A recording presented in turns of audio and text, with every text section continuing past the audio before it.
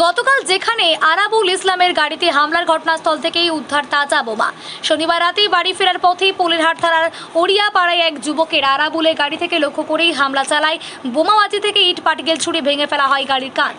প্রাণ ভয়ে কোনো ক্রমে এলাকা ছাড়েন তিনি।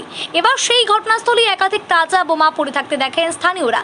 খবর পেয়ে ঘটনাস্থলে পৌঁছে পোলেরহাট থানার পুলিশ। কালকে রাত্রে শুনলাম যে 9:30 নাগাদ আরাবুল ইসলামের গাড়িতে অ্যাটাক করেছে দুষ্কৃতীরা।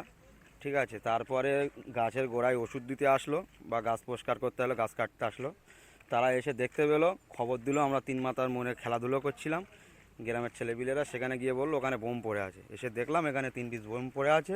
প্রশাসনকে খবর দিলাম, প্রশাসন এখনও আসেনি এখনও পর্যন্ত। আমরা এখন দাঁড়িয়ে আছি, প্রশাসন আসলে বোমটা প্রশাসনের হাতে তুলে দিয়ে আমরা এখান থেকে চলে যাব। কখন দেখতে পেয়েছেন এটা? এটা দেখতে পেয়েছি ঘন্টা 2 আগে। পুলিশকে খবর দিয়েছেন কখন? এখনো আসেনি? না, এখনও আসেনি, পুলিশকে খবর দেওয়া হয়েছে। কারা রেখেছে বলে মনে করছেন? কারা রেখেছে এটা তো বলতে পারছি না, কিন্তু আরাবুল ইসলাম দল ছাড়লো, তারপরই আরাবুল ইসলামের গাড়িতে অ্যাটাক হলো, এটাই আমরা শুনলাম।